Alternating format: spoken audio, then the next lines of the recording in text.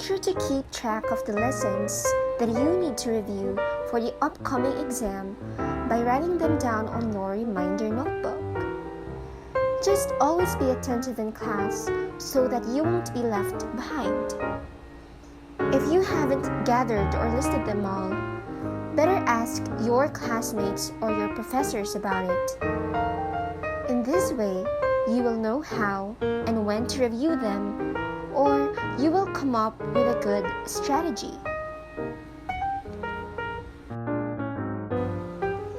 After listing down the test coverage of your subjects, grab your planner and make your own schedule. To avoid cramming, you must review at least 1 to 2 weeks or a few days before a test.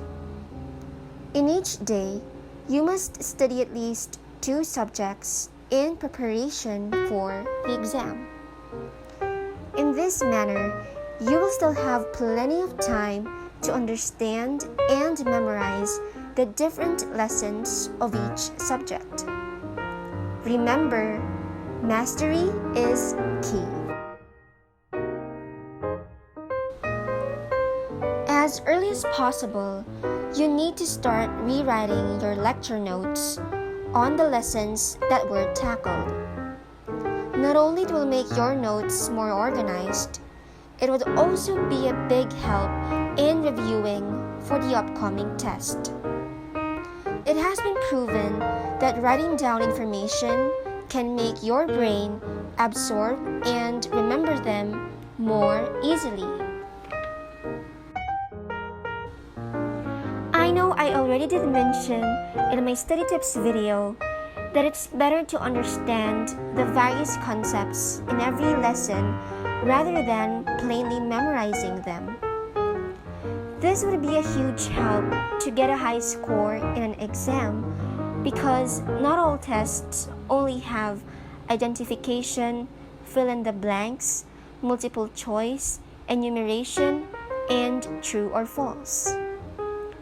Other test types like modified true or false and essays require a broad knowledge and understanding about the lesson.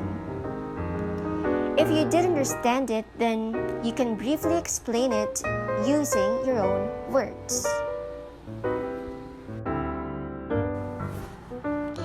After hours and hours of reviewing the test coverage of your subject, it would be very beneficial if you will evaluate yourself. There are different ways of doing it. For subjects that require mastery of information, you can create flashcards by using index cards, or you can download the Quizlet app. I already explained or discussed how it works in my study tips video, so you can check that out.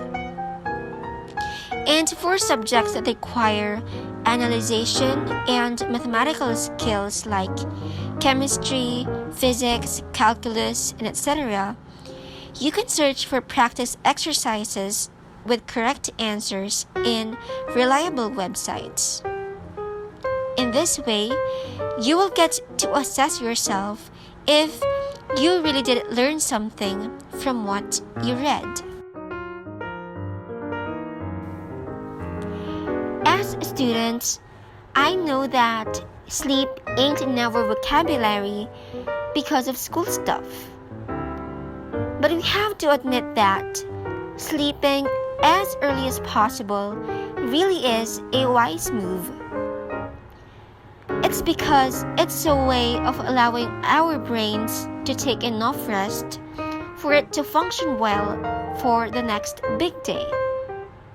And this would also save us from experiencing mental block during the exam. Because if this happens, all of your hard work from the past few days will be put into waste. And there is no reason to stay up late if you know how to manage your time right.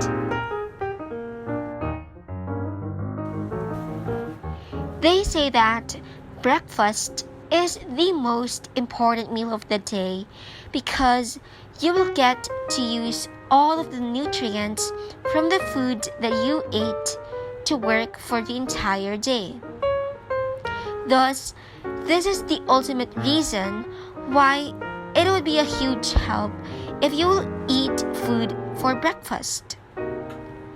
It's better to eat energy-giving foods like cereals, bread, rice meals, and milk so that it would enable your brain to function properly for the test. Just avoid foods that won't make you feel well. I can say that this is the most effective way to get a high score in an exam because I do believe that praying is letting God control everything. It is a way of asking Him to guide you all the way so that you can answer each of the questions no matter how easy or difficult it is. If you know that you have done your part, just surrender everything to Him, and for sure, He will hear you and He won't fail you. Don't be overconfident even if you studied well for the test because mental block can happen to you anytime if you didn't ask help from Him. So make it a habit to pray before doing anything. Believe in the power of a prayer.